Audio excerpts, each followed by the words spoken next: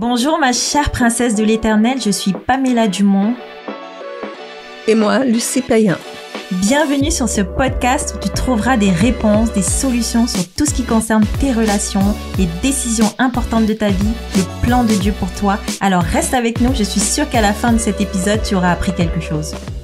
Bienvenue dans notre podcast Les Princesses de l'Éternel. Comme d'habitude, je suis tellement heureuse de te recevoir dans notre espace de partage et d'encouragement. Et bien évidemment, je suis avec Lucie. Lucie, comment ça va? Ça va bien, merci. Moi aussi, je suis très heureuse d'être avec nos princesses. Ouais, c'est super, hein? C'est notre 3e podcast. Le temps passe tellement vite. La première, on a fait sur l'identité et on a eu tellement de retours positifs et on voulait vous dire vraiment merci pour tous les commentaires positifs que vous nous avez faits. Et moi, j'ai pris vraiment le temps d'aller liker vos commentaires et d'aller les lire, et puis vraiment tous ces commentaires étaient positifs. Donc on voulait vraiment vous remercier, Lucie et moi, et je t'offre mon e-book gratuit sur comment te libérer de ton passé, là où je donne 4 clés bibliques pour retrouver la paix intérieure. Tu pourras le télécharger en cliquant sur le lien en dessous de la vidéo. Et je tenais vraiment aujourd'hui à te dire que tu es une princesse de l'Éternel, tu es précieuse pour le roi des rois, tu es la fille du roi des rois. Donc ne l'oublie surtout pas, tu peux le marquer dans les commentaires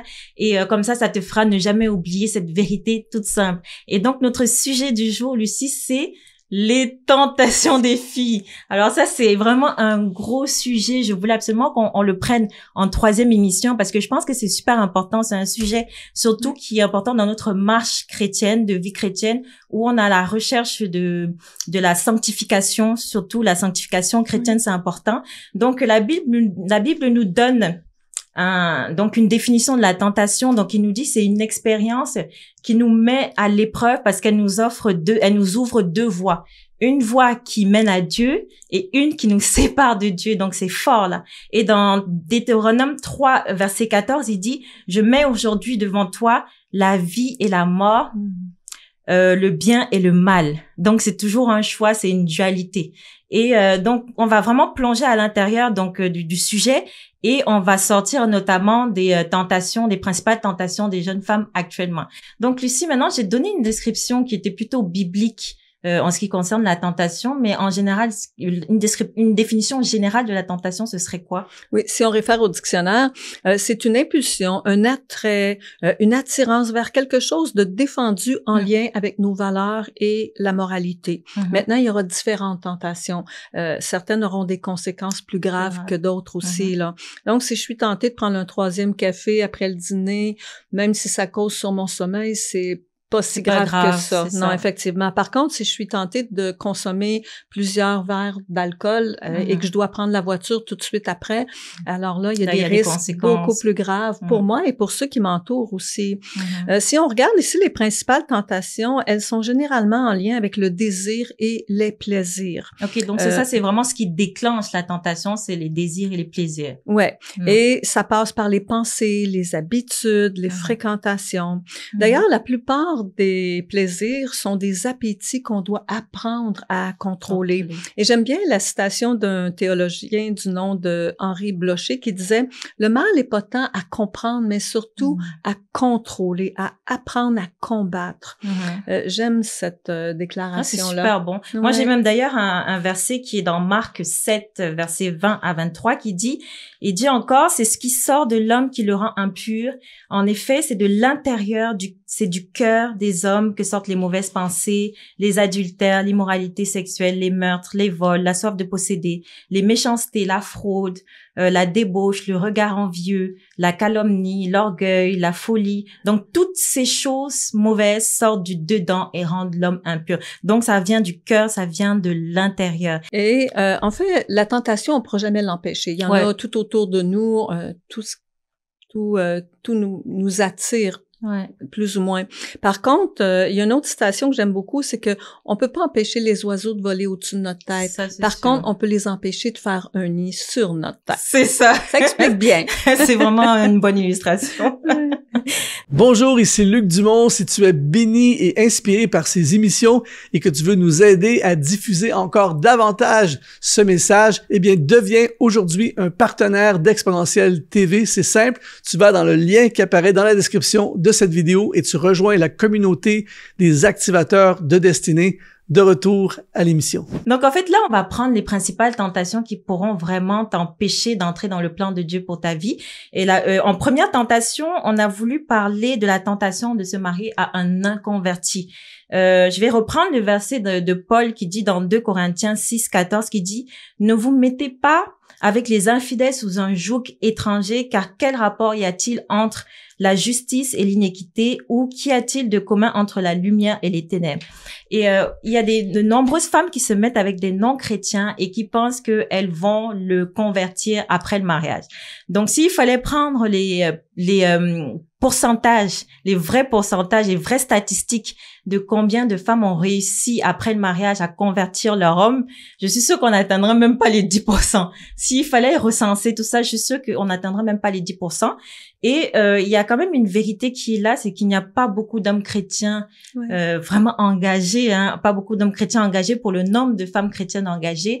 Et ce qui pousse souvent les femmes chrétiennes justement à faire des compromis. Donc, elles font des compromis. Pourquoi? Parce qu'elles ont passé une très longue période où elles étaient seules, où elles manquent d'affection notamment. C'est ça. Ouais. Hein? Effectivement, parmi les points principaux, c'est le besoin de tendresse et d'affection. On est des êtres relationnels, on a besoin de se sentir aimé. Et c'est toujours gratifiant aussi de voir quelqu'un qui s'intéresse à nous, et ça a un effet de charme aussi.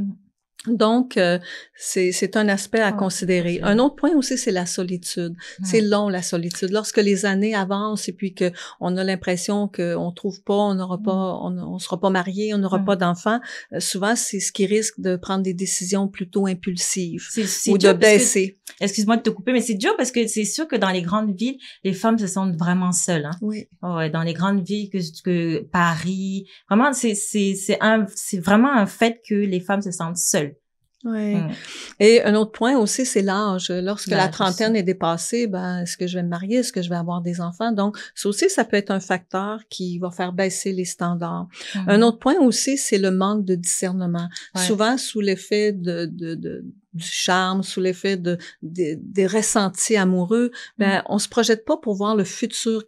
Qu'est-ce qui risque d'arriver sur le long terme? À un moment donné, un exercice que j'ai fait, que j'ai trouvé vraiment intéressant, c'est que je me suis arrêtée et j'ai considéré chacune des femmes, des tantes, des femmes qui nous environnaient, d'un côté comme de l'autre, et puis j'ai regardé quels ont été les choix qui les ont propulsées vers un avenir glorieux versus d'autres choix qu'elles ont faits, puis j'ai entendu, qui leur ont causé beaucoup de déception, de tristesse. Donc, ça fait partie d'une belle réflexion.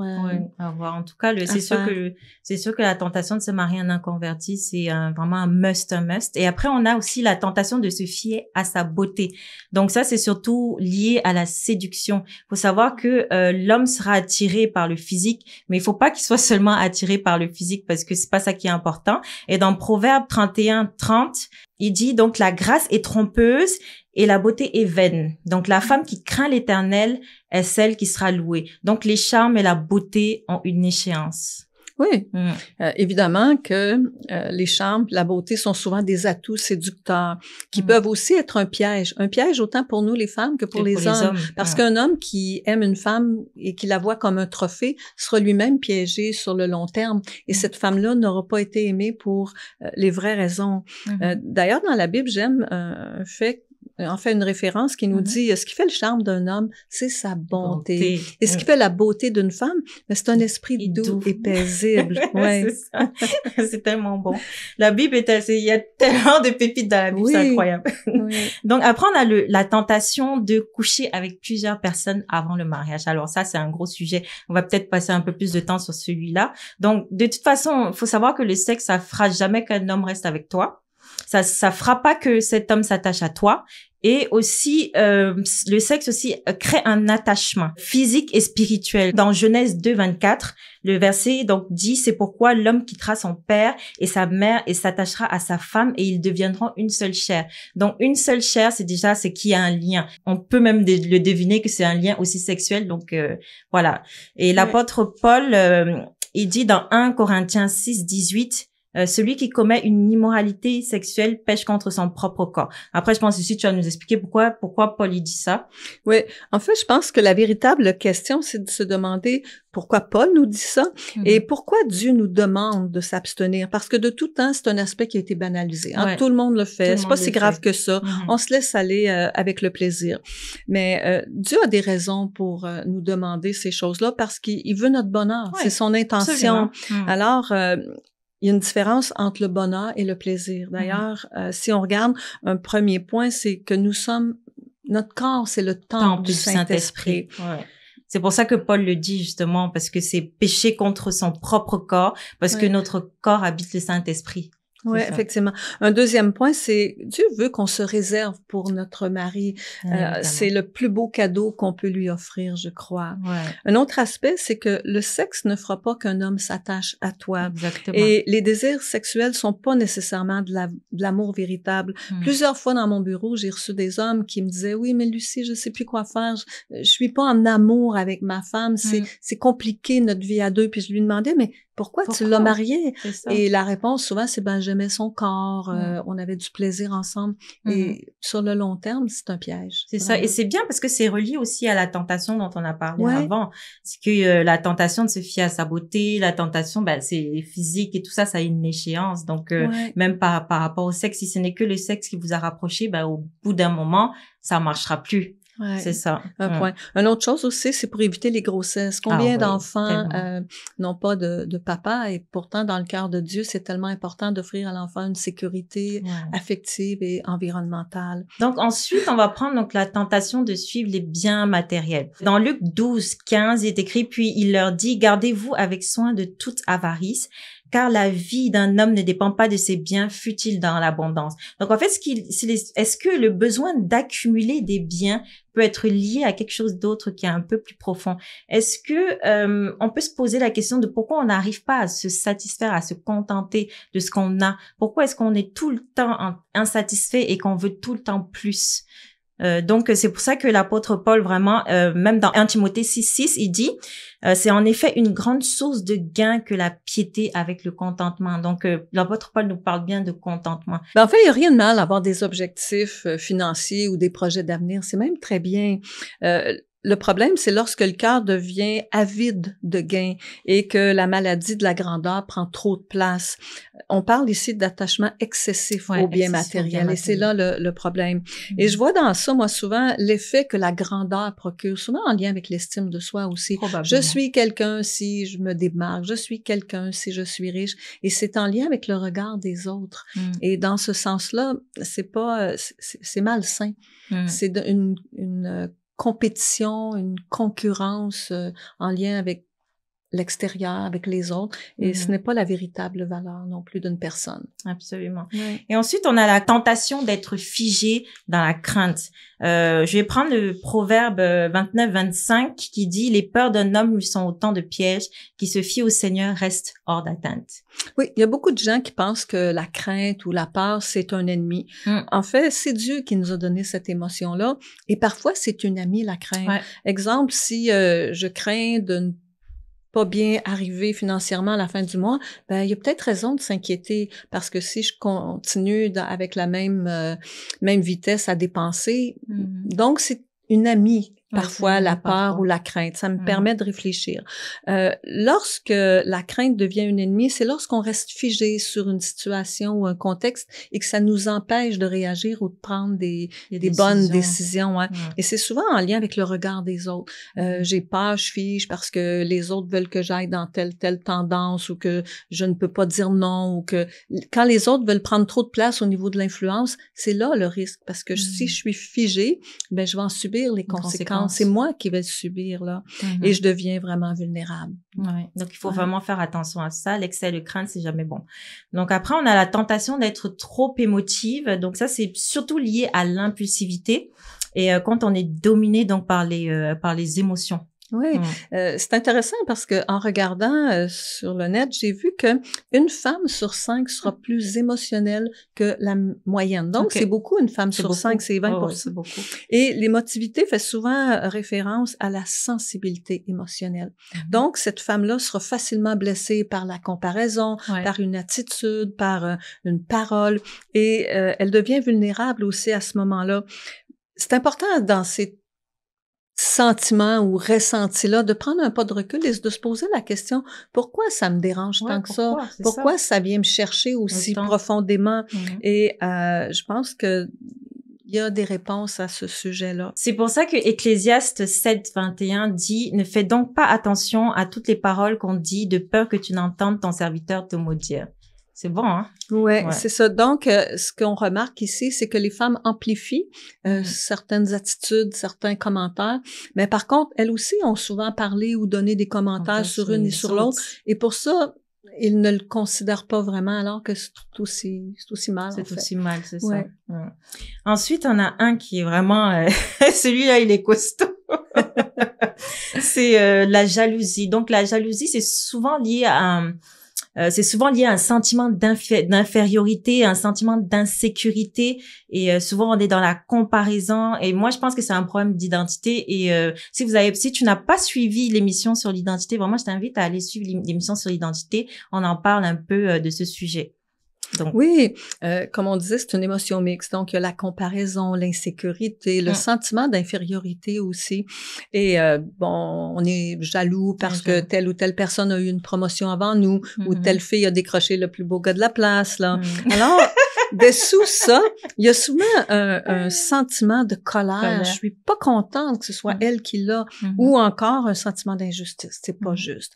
Et le meilleur remède que j'ai trouvé pour tout ça, c'est d'apprendre à se réjouir pour les autres. Et lorsqu'on réussit à avoir cette pensée-là, on se libère. C'est sûr qu'il faut travailler sur soi-même. Ah oui. Ouais.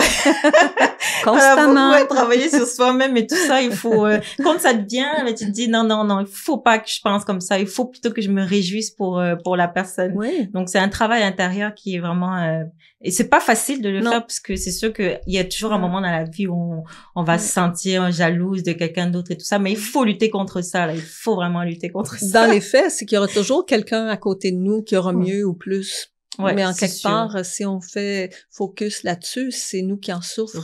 Alors, apprendre à être content, satisfait, reconnaître, rendre grâce à Dieu pour tout ce qu'on est, pour tout ce qu'on a, ça apporte une satisfaction au cœur. Ouais. OK, après, donc, on va finir avec la tentation d'être impitoyable.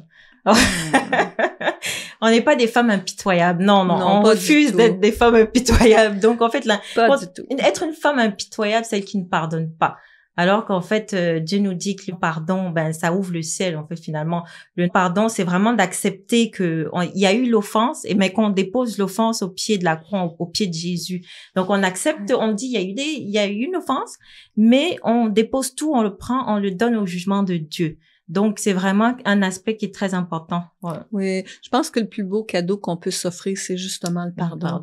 Parce que c'est ce qui nous permet de vivre librement, c'est ce qui nous permet de vivre en paix aussi, sans rancune ni vengeance. Donc, mais ça aussi, c'est comme le précédent, c'est un processus. Oui. Surtout quand il y a eu des grandes blessures ou autres et tout ça, le pardon, c'est très compliqué. Mais ça vaut la peine, comme Lucie dit, c'est un cadeau qui a été donné par Dieu, donc ça vaut la peine vraiment d'aller chercher le pardon, peu importe ce qu'on a vécu et tout ça, de travailler sur soi-même encore une fois de plus pour aller chercher le pardon, parce que vivre en paix, ça n'a pas de prix. Vivre avec une paix, ça n'a vraiment pas de prix par rapport à ça. Donc, en conclusion, moi, je dirais sur toutes les tentations qu'on a vues, moi, je vais juste donner le verset le passage dans 1 Corinthiens 10:13 qui dit « Aucune tentation ne vous est survenue qui n'ait été humaine. Dieu est fidèle et il ne permettra pas que vous soyez tentés au-delà de vos forces, mais avec la tentation, il préparera aussi le moyen d'en sortir afin que vous puissiez la supporter. » Donc, on a beaucoup de promesses là. Donc, Dieu est fidèle. Promesse Amen. 1. Donc, il va te donner un moyen de se sortir de la tentation. Deuxième promesse. Tu ne vas pas affronter une tentation qui sera au-delà de ta capacité à résister. Et donc, ça, c'est vraiment important. Et puis, je veux que vous marquiez dans les commentaires. Je résisterai à la tentation grâce à Dieu, mon papa d'amour qui prend soin de moi. Amen. C'est ce que, en fait, cette émission, c'est pas pour mettre le doigt sur les personnes qui ont chuté dans la tentation. Nous, on a tous été tentés, hein. Tout le monde a été tenté. Jésus a été tenté après les 40 jours de jeûne. On va tous être tentés. Et c'est même pas grave si on a été tenté et qu'on a succombé à la tentation. Parce que on a la grâce, on a le salut. Donc, Dieu, et là, il va nous pardonner. Mais c'est toujours savoir comment se relever après qu'on ait chuté et de combattre pour éviter justement de tomber dans cette tentation-là, de succomber à cette tentation-là. Donc, en fait, c'est vraiment pas dans le jugement, c'est juste pour donner des clés pour pouvoir éviter de tomber dans les pièges. Si on est tombé dans les pièges, c'est pas grave. La grâce est là, le pardon est là, Dieu est là, il nous aime et il ne nous jugera pas. Donc voilà, donc sens-toi vraiment à l'aise par rapport à ça et on espère vraiment que cette émission ça t'a apporté quelque chose. Oui. N'oublie pas de les mettre dans les commentaires et tout ça. Moi je vais aller lire les commentaires et je mettrai des cœurs et tout pour voir. Et puis vraiment on est vraiment heureuse de prendre ces moments-là, de prendre ces moments-là avec nos princesses et tout. Et s'il y a des sujets que tu as envie qu'on parle et qui te tiennent à cœur, mets-nous aussi dans les commentaires. On va essayer d'en discuter avec Lucie. On va pouvoir aussi en parler parce que nous, on est là pour vous. On est là pour toi, ma princesse. Et on sera heureuse vraiment de faire une émission sur des sujets que tu voudras qu'on parle.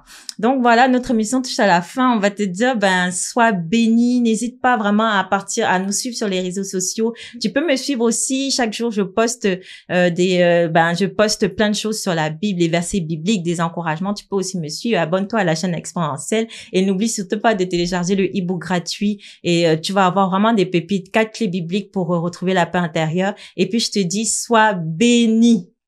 Amen. À la prochaine. À la prochaine.